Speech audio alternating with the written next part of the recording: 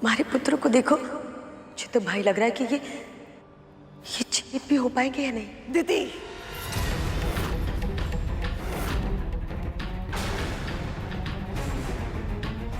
बोलने से पहले विचार कर लिया करो कि किस अनर्थ के बारे में बात कर रही हो तुम। मेरे पुत्र को कुछ नहीं होगा। स्वामी ने इनके जीवन के लिए जीवित पुत्रिका व्रत का उपाय बताया है, और तुम भी अच्छे से जानती हो कि उनके वचन कभी असत्य नहीं होते हैं। कदर, तुम सही कह रही हो, पर मेरी बहन ये व्रत बहुत कठिन है। कहीं भूल से भी कोई भूल हो गई तो? नहीं होगी। हम दोनों व्रत के सभी नियमों का पालन करेंगे। हम दोनों? तू ये व्रत क्यों करेगी?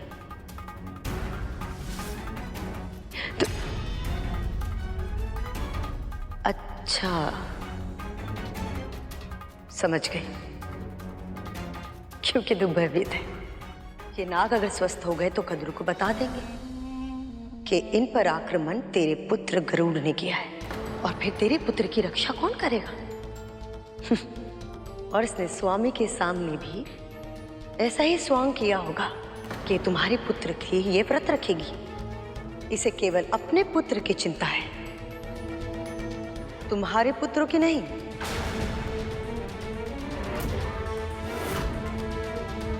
परंतु दीदी माँ, गरुड़,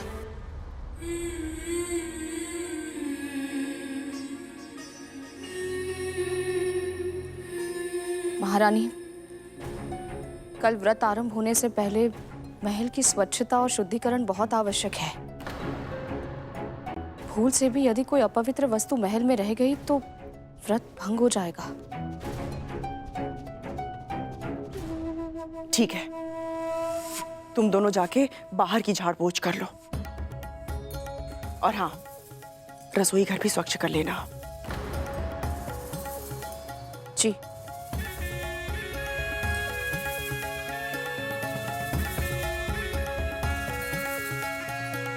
और सुनो,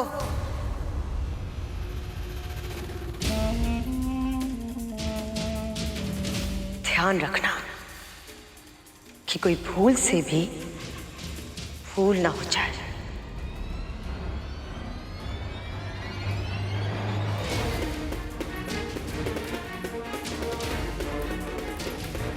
मुझे लगता तो नहीं था, सच में तुम्हारा हृदय कितना कोमल है। उस दिन तुमने मेरे पुत्र महाराज बलि से गरुड़ की रक्षा की, और आज कद्रू, तुम्हारे पुत्र को भीषण पीड़ा की अवस्था में देखकर भी तुम इन दोनों पे विश्वास कर रही हो? नहीं कद्रू, अगर मैं तुम्हारे स्थान पर होती तो मैं ऐसा कभी नहीं करती।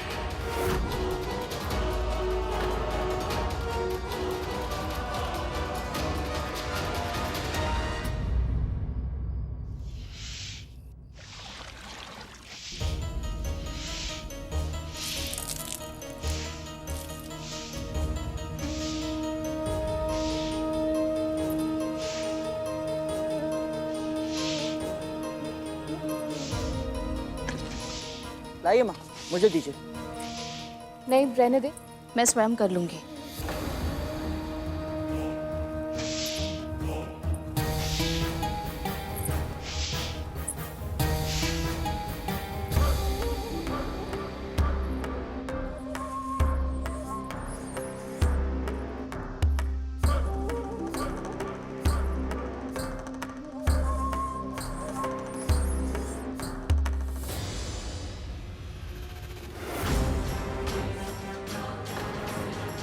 शनिदेव का प्रसाद काला हो गया।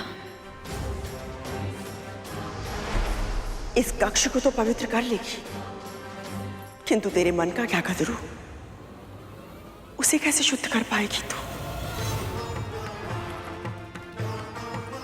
क्या इस अपराध बोध से तुझे मुक्ति मिलेगी कि जो कुछ भी हुआ उसका कारण तू है? यदि तू गरुड़ को सूर्य लोक भेजकर उसके पंखों को जलाकर उसे अपने मार्ग से हटाने का षड्यंत्र नहीं रचती, तो तेरे पुत्र भी उसके साथ नहीं जाते। और की त्वचा नहीं जलती और तेरे पुत्र मृत्यु की चौखट पर खड़े होकर प्रतीक्षा नहीं कर रहे होते कि कब तू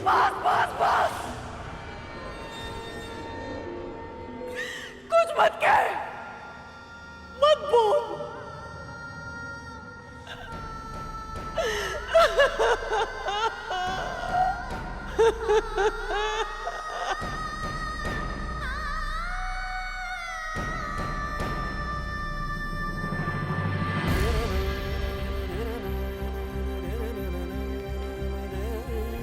कालिया, क्यों सता रहे हो इन्हें? दे दोगे? आप बोलते हो तो दे देता हूं। लो।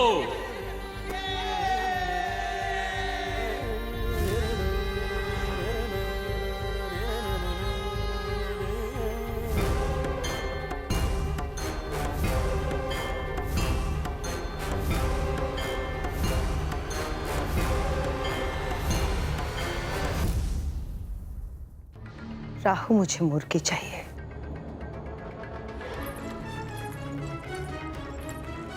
और मुर्गी पकी हुई चाहिए। और हाँ, ध्यान रखना, विंता और गरुड़ को इस बात की भनक नहीं लगनी चाहिए। अच्छा, बस अभी गया और अभी आया माँ।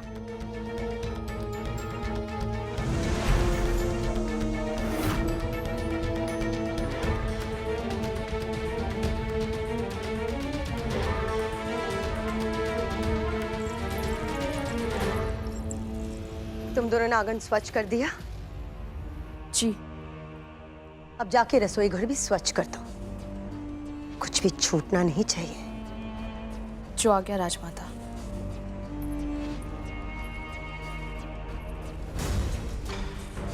वैसे तुम्हारे रसोई घर को स्वच्छ करने का कोई अर्थ नहीं होगा, क्योंकि तुम्हारे उस स्थान को अशुद्ध करने की योजना मैं पहले ही बना चुकी हूँ।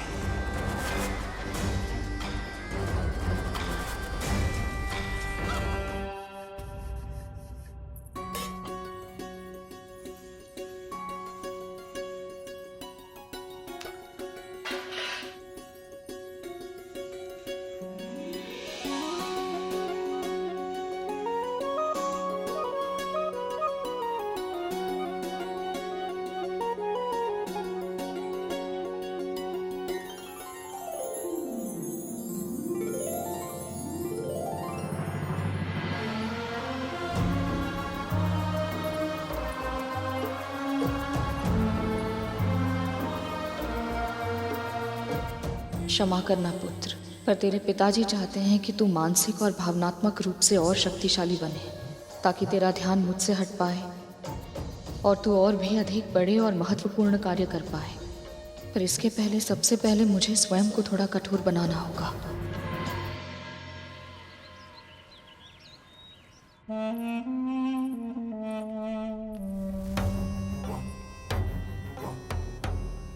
बहुत बढ़िया, अब इसे वहां पे रख दो।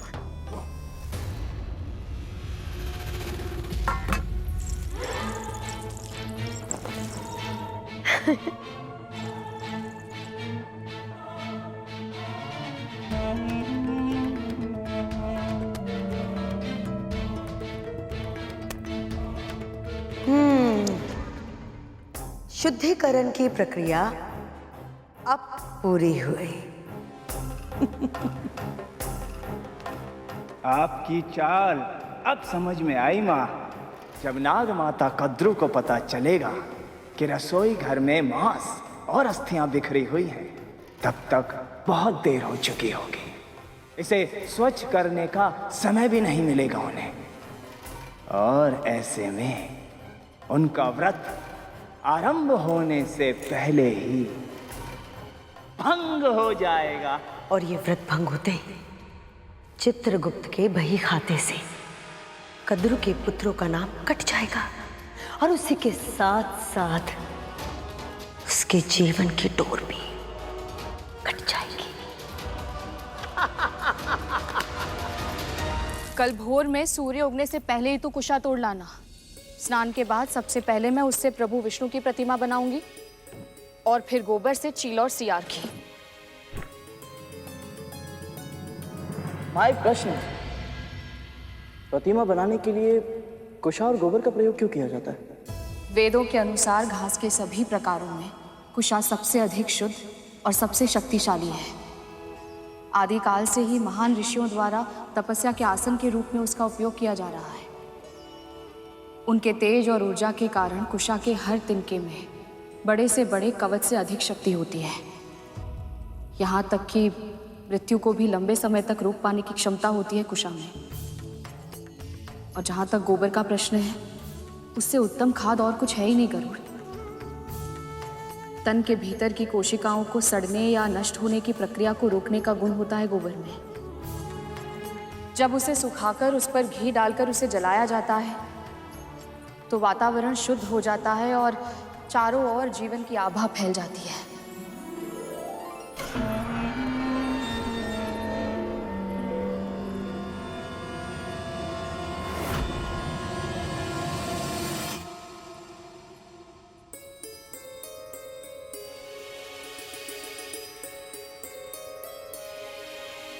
तूने कुछ खाया है क्या? नहीं माँ। हाँ, ये सूर्यदेव ने जो शहद दिया था बस उसी का सेवन किया माँ। तो फिर ये मांस की दुर्गंध कैसी है?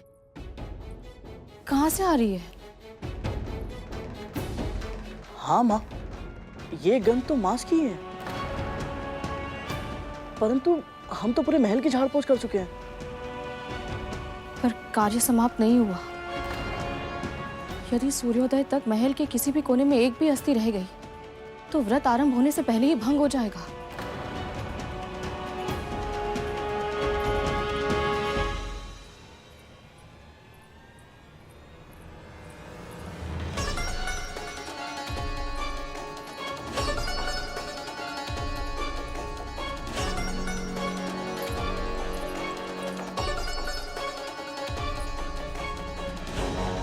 ये माँ पुत्र की ना कुछ अधिक ही तरवर है।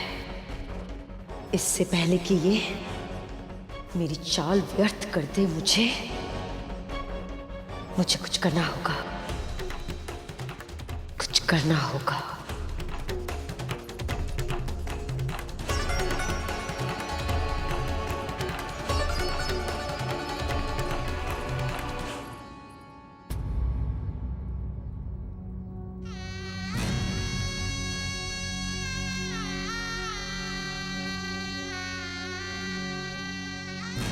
देखिए माँ, हम आपके लिए क्या लाए।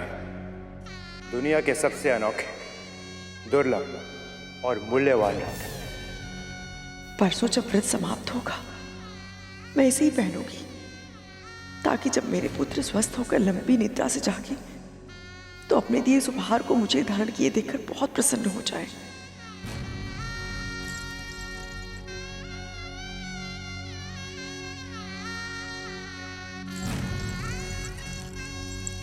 वाह, विश्वास करना तो कोई तुमसे सीखे। तुम यहाँ आभूषण चुन रही हो और वहां वो विंता और गरुड़। क्या हुआ? क्या हुआ?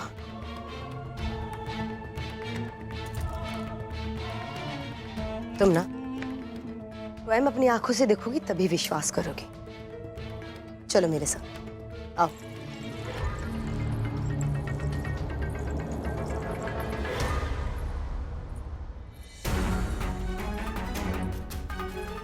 अस्थियों की गंध तो यहीं से आ रही है, पर यहाँ तो सब स्वच्छ ही है। अवश्य ही हमें कोई भ्रम हुआ होगा। एक क्षण माँ।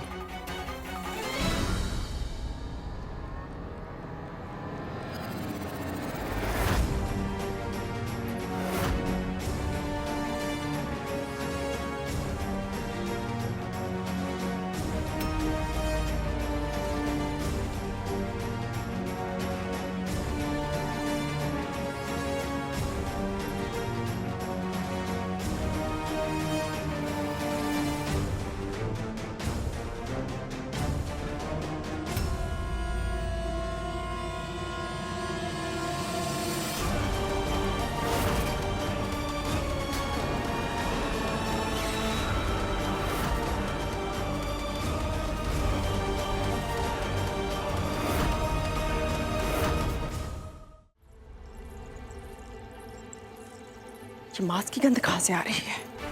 तुम्हारे पुत्र तो कुछ खाने से रहे और विंता तो शाकाहारी है। मेरा पेट तो पहले से भरा हुआ है। तो फिर कौन हो सकता है जो गरुड़?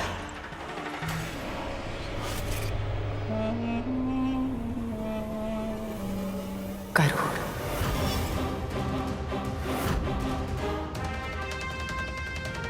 माँ,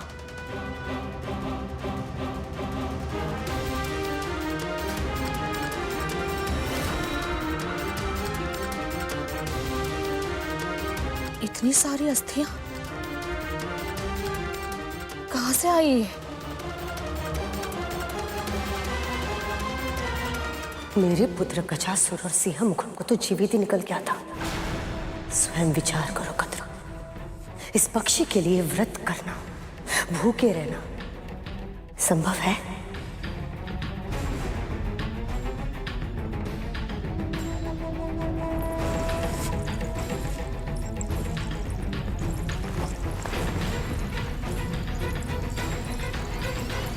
गरुड़, ये सारी अस्थियां ले जा और कहीं दूर फेंका।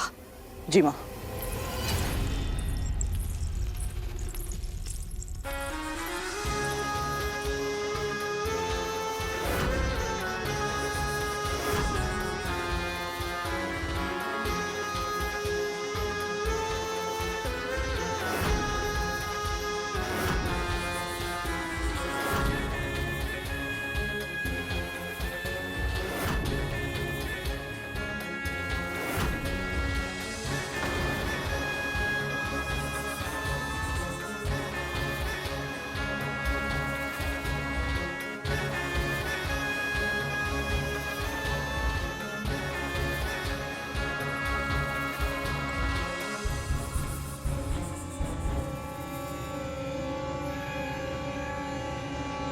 पेट की अग्नि इतनी तीव्र है कि सूर्य की अग्नि में जल रहे मेरे पुत्रों की पीड़ा भी भूल गया तू। इस स्थिति में तुझे भूख भी कैसे लग सकती है? नहीं महारानी, इनका सेवन मैंने नहीं किया है। तूने नहीं किया तो कि मैंने किया है।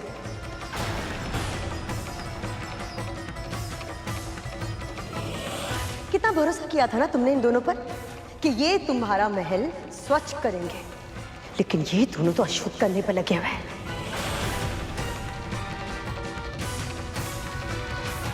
ताकि तुम्हारा व्रत सफल ना हो और इन दोनों को तुमसे प्रतिशोध लेने का मौका मिल जाए, है ना? असत्य कहकर आप इस महल का अपवित्र कर रही हैं दीदी माँ।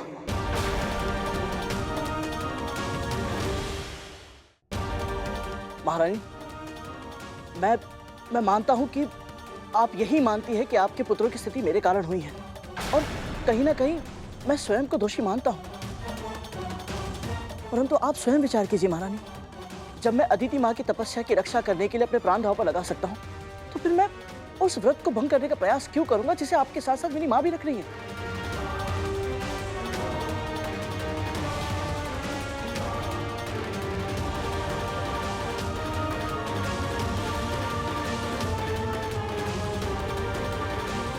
ये सब तो बस करूँ, अब और कुछ नहीं कहेगा तू। व्रत का समय आरंभ होने वाला और मैं नहीं चाहती कि तू मन, वचन या कर्म से किसी को भी दुखी करे।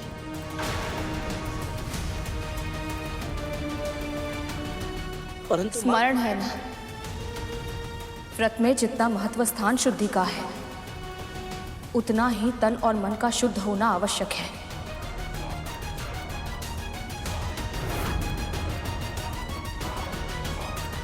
ना तू स्वयं क्रोधित हो सकता है, ना किसी के मन को दुखी कर सकता है।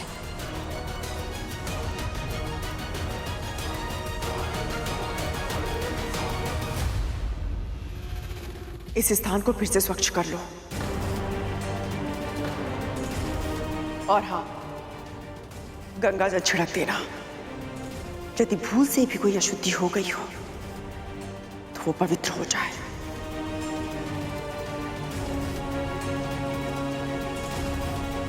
कद्रू,